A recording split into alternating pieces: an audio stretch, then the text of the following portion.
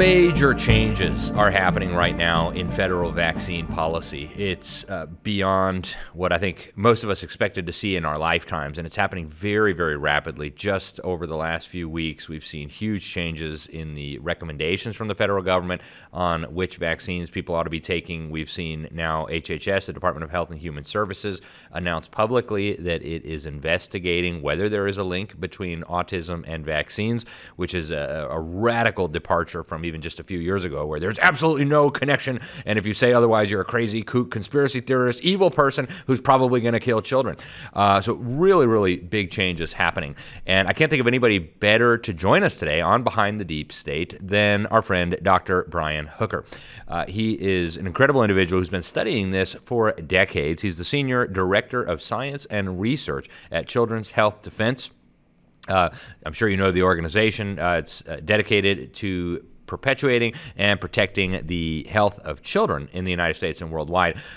Dr. Hooker is also Professor Emeritus of Biology at Simpson University in California, where he specialized in microbiology and also biotechnology. Also, he wrote a book with Dr. Robert F. Kennedy Jr., the current Secretary of Health and Human Services. Unbelievable book. If you haven't read it yet, I highly, highly recommend it. It's a New York Times bestseller, and it's called Vax-Unvax, Let the Science Speak. So we're going to get into that a little bit today. It's absolutely huge. He's got a Bachelor of Science in Chemical Engineering. He's got a Master of Science and a doctorate in chemical or biochemical engineering from Washington State University. His list of accomplishments is unbelievable. He's won numerous awards. He has worked for the federal government as a federal scientist, and his son was actually injured by vaccines. So this is an issue that he's been studying for a long time and he's very familiar with. Dr. Brian Hooker, welcome to the program. Thank you so much for joining us today on Behind the Deep State. Thank you so much, Alex. It's always a pleasure to be here. It's a great honor and a privilege to have you. Dr. Hooker, I want to start with the latest news. Obviously, just earthquake level news coming out of Washington, D.C. with these changes to the vaccine recommendations from CDC. You've studied this for a long time. In fact, you worked with the CDC whistleblower, Dr. William Thompson, who exposed the fraud and corruption around vaccine safety. What's your take on what just came out of Washington? Well, I think this is a giant step in the right direction. When you see, what was the vaccination schedule prior to these changes, it was extremely bloated. In some well baby checkup visits, 2 months, 4 months, 6 months, there were as many as 7 different needle sticks, 7 different vaccines. So, it was an arm, a leg, another arm, another leg, and then 3 more besides that. And these vaccines that were given all at the same time had never been tested in combination. And so, this change is extremely welcome. It's been a long time coming, but leave it to Secretary Kennedy. He's made a very, very good decision here. And he's brought us on par with countries that have much, much better health metrics for children than the United States. Yeah, I wanted to ask you about that because the President Trump himself on social media, he said that this schedule is rooted in the gold standard of science, widely agreed upon by scientists and experts around the world. He says, effective today, America will no longer require 72 jabs for our beautiful, healthy children. Instead, he says we're moving to a far more reasonable schedule where children will only be recommended to receive vaccinations for 11 of the most serious and dangerous diseases. He says parents can still choose. I love that. Choose, right? We want parents to be able to choose to give their children all the vaccinations if they wish, and they'll still be covered by insurance. But he says this updated schedule finally aligns the United States with other developed nations around the world. He congratulates Secretary Kennedy and others. What do you think about this idea of aligning the United States with some of these other countries that have, as you pointed out, much better health outcomes? I've seen some of the big pharma-funded legislators in some of the states shrieking about how terrible this is. But, does it make sense to look at what other countries are doing that have better outcomes for their children? Absolutely. We have a very embarrassing record in the United States for children's health. We're in the middle of a chronic disease epidemic of children. If you take out obesity, then not counting obesity, 40% of all children in the United States have at least one chronic disease diagnosis. And 1 in 6 has some type of neurodevelopmental disorder, and approaching 10% of all children have been diagnosed with ADD, ADHD. And so the other countries are demonstrably doing things better. The infant mortality, neonatal mortality rate in the United States right now is 3.6 per thousand live births, which is double the neonatal mortality rate of, if you look at Denmark or Japan, at about 1.8 per 1,000 live births. So how are we doing so poorly when we spend the most per capita of any developed nation in the world on healthcare in the United States? So something has to give. And the vaccination schedule has never been tested in combination. It's taken independent researchers like myself, like Dr. Tony Moss, and like Dr. James Lyons Weiler, to look at the entirety of the vaccination schedule for overall health outcomes. And when we do that, it's not good for, the vaccination schedule.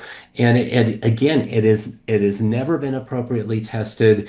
And really, the effect of removing these 6 different vaccines, for 6 different diseases, it's all upside. It will not will not increase the number of infections.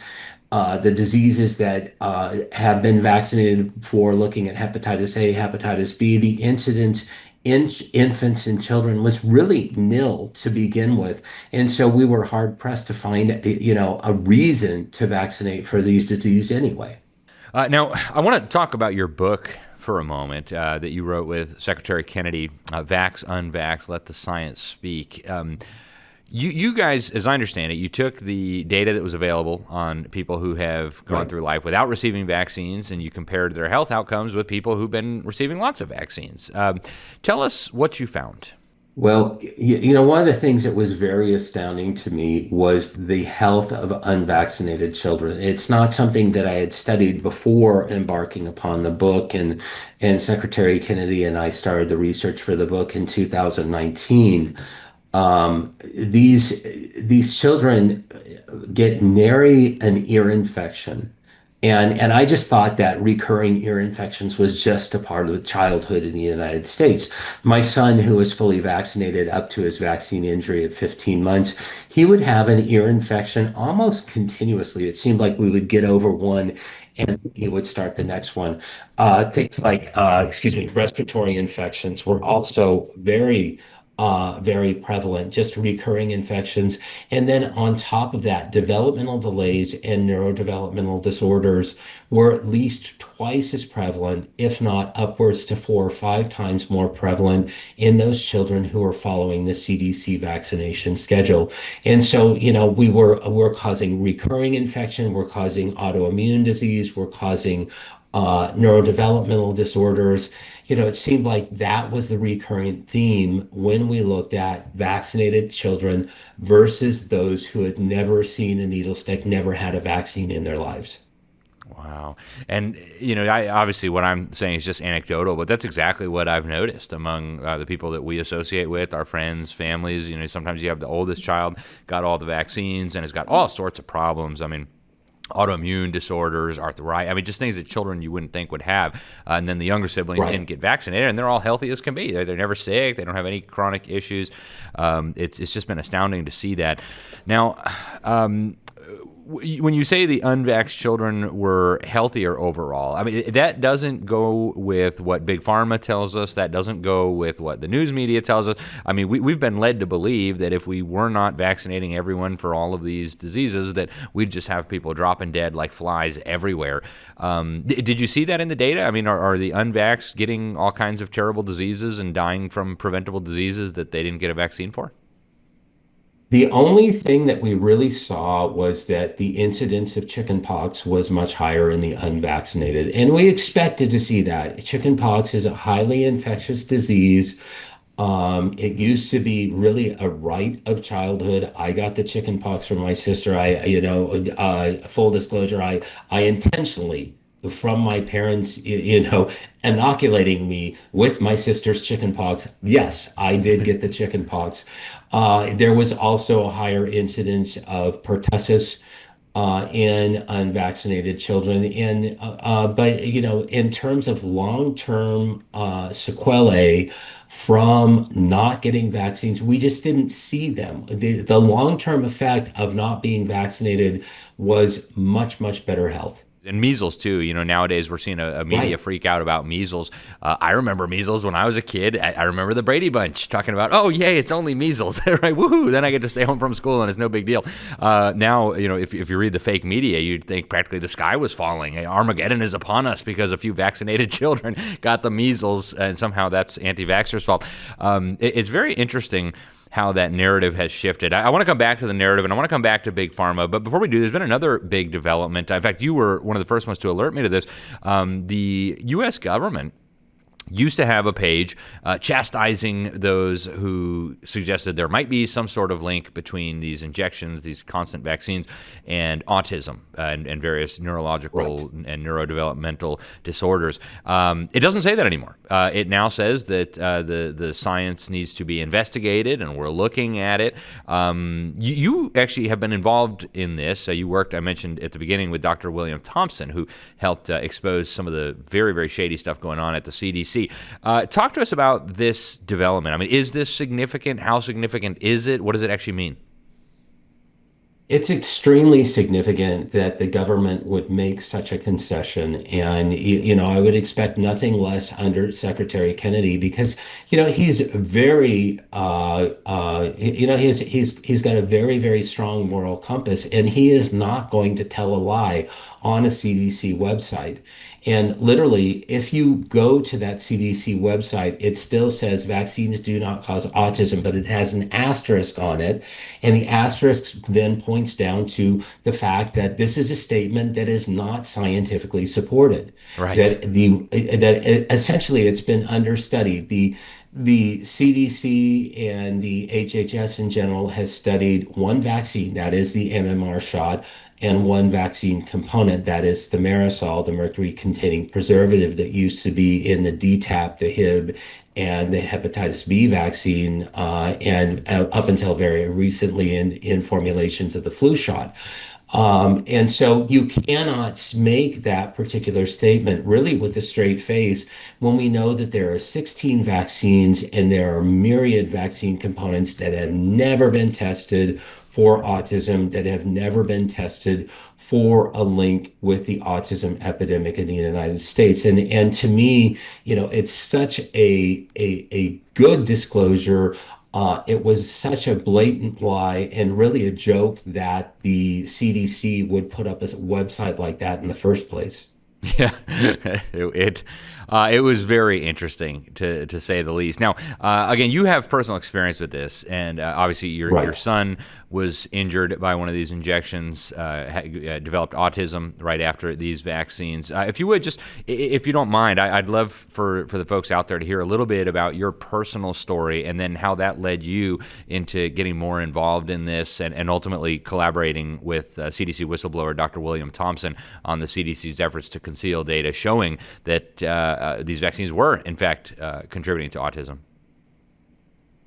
Absolutely. Well, my son Stephen was born in 1998. I grew up really in a public health family. My mom was a public health nurse. She was in charge of vaccine distribution and vaccine records and vaccine clinics in a very, very large county in Southern California. While I was growing up. So I did not know that a vaccine adverse event was really even a thing. I knew that it was voluntary at that particular point in the state of California, but I didn't really recognize a vaccine adverse event until we brought my son in for his 15-month well baby checkup. He was sick. We knew that he had an active ear infection because he had seen an ear, nose, throat specialist that very day. And we asked the nurse practitioner, he was slated to get 3 shots. And the nurse practitioner said, "Oh, no, we vaccinate sick kids all the time. It's not a problem." Well, it was a problem. And he ended up regressing very, very quickly to the point that 3 months later, he was diagnosed by the same pediatrician's office with full-blown autism. And we knew that it was the vaccines. He reacted cataclysmically that very day that he got the shots, running a high fever, high-pitched screaming overnight, unconsolable, and then very, very quickly losing words, losing eye contact, losing joint attention, even refusing to walk unassisted. And we now know that those were vestibular and proprioceptive balance issues that were being introduced very, very early after he received those 3 shots. Wow. And the part that's for me the most horrifying about all of this is that the warning signs have been there, and the government regulators have known this. In fact, Robert F. Kennedy said not too long ago that the CDC covered up an internal study that they had, which found a 1,135% increase in autism risk from the hepatitis B vaccine. Now, I understand they're rolling back those hepatitis B vaccines at birth, which that makes sense to me. But you worked personally with Dr. William Thompson. For the folks out there who aren't familiar with this story, I think most Americans don't know anything about this because the media is not talking about it. I mean, unless you watched the Vaxxed movie, you probably don't know this story. But tell us about Dr. William Thompson and what he discovered at the CDC. Well, Dr. Thompson was and is still a senior epidemiologist at the CDC, used to work in the Immunization Safety Office, and he was specifically assigned to look at the incidence of autism based on when the MMR vaccine was received, at what age the first MMR vaccine was received. He started studying this in 2001, and on November 7th, 2001, I have the memorandum, I have all of the results that I received through the FOIA.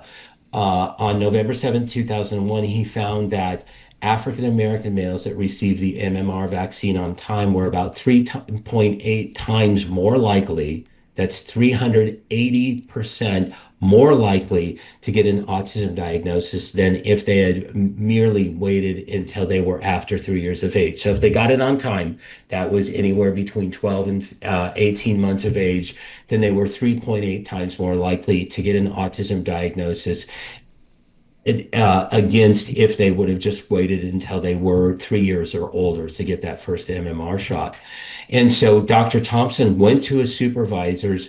He tried diligently and valiantly for those results to see the light of day, but the decision was made by his supervisor, Dr. Colleen Boyle, who is the head of the National Center for Birth Defects and Developmental Disabilities, to withhold that information, to bury that information. And literally, they had a day in September 2002 where they took all the evidences of that particular effect and they threw it away in blue recycle bins to be shredded to never see the light of day. And fortunate to us, Dr. Thompson saved those records.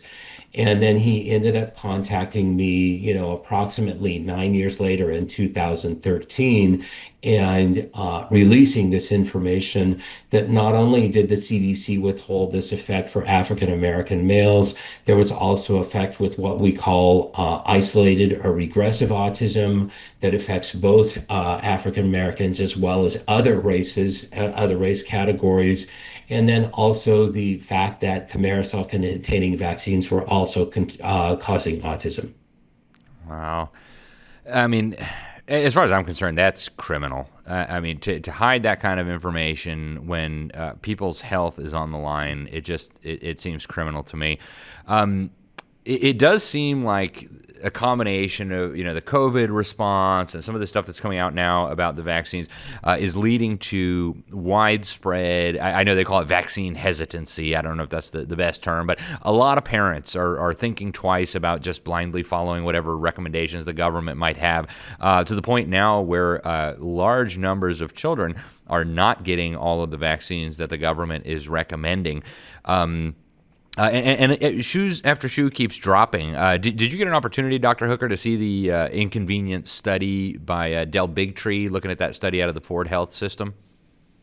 Yes, I did. I'd love your I thoughts so on that. appreciate that work.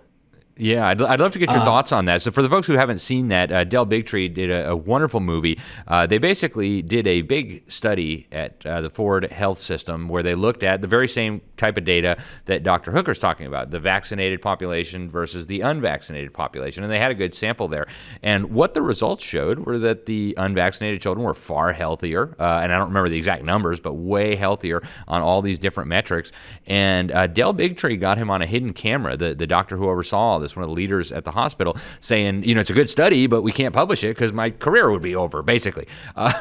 What do we do with it? I mean, how can we have people in science, in medicine, who are willing to protect their career at the expense of the health of children? It's just heartbreaking.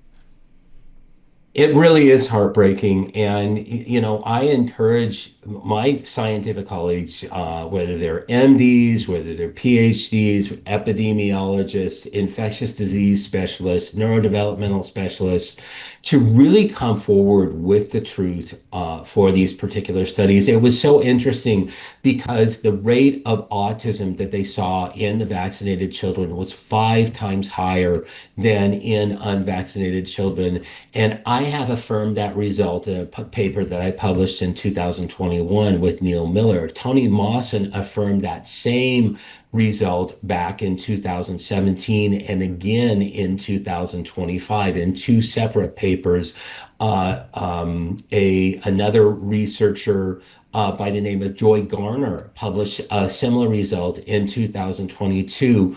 Again, the rate of autism, I think in her study was even higher. It was about 13 times higher in the vaccinated children versus the unvaccinated children. So the Henry Ford study really affirms a lot of different results, probably 8 different studies that have been done in vaccinated versus unvaccinated children. Not only have we seen that, but we've also seen dramatically higher rates of asthma, other autoimmune disorders, gastrointestinal issues, recurrent ear infections in vaccinated children versus unvaccinated children. Just on a whole, they are sicker. And to people like I believe it's Dr. Zervos, who was captured on that hidden camera. I want to say, come on in. The water's fine. It is much, much better to tell the truth and sacrifice what career you thought you had. But let's all just collectively tell the truth and do what's best for children. Really, when your head hits the pillow at night, if you've done the best job at protecting the best health for children, you will get the best sleep. Yeah, amen, amen. We are almost out of time, Dr. Hooker, and there's so many more things I want to ask you, so we're going to have to get you back, hopefully in the not too distant future.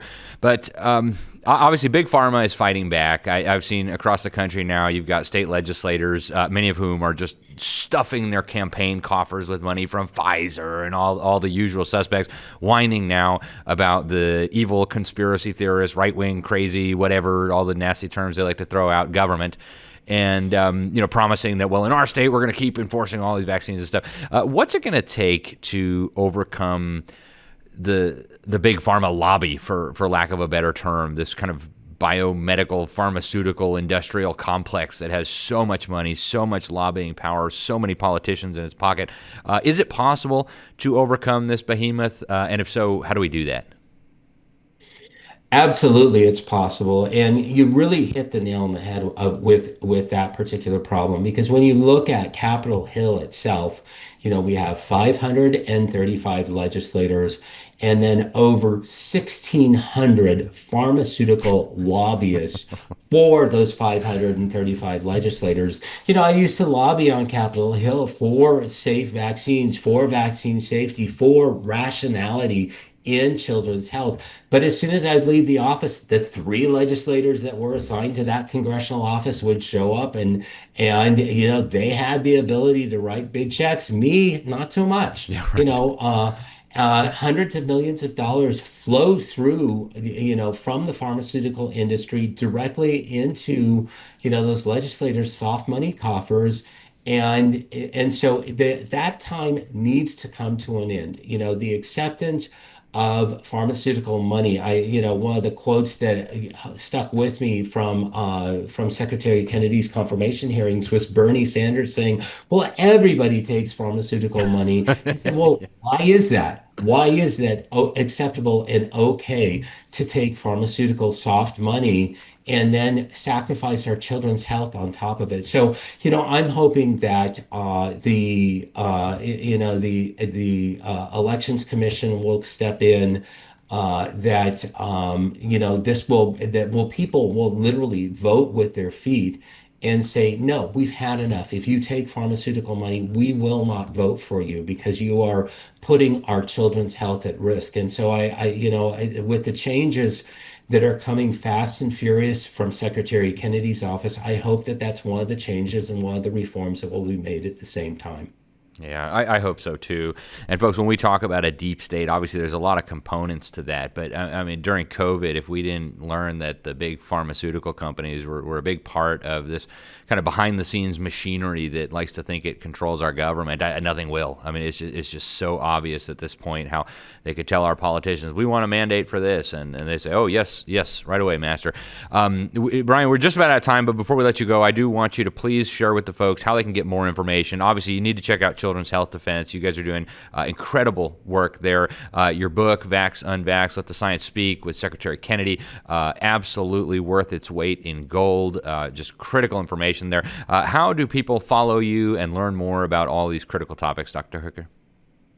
Well, I encourage people to go to our website, childrenshealthdefense.org, and there's a pull down menu. You can pull down the science tab and look at all of our different scientific resources, including the papers that we are now publishing in mainline journals that are indexed in the National Library of Medicine. We've been able to sort of crack through that glass ceiling and get our work published and featured in the National Library of Medicine.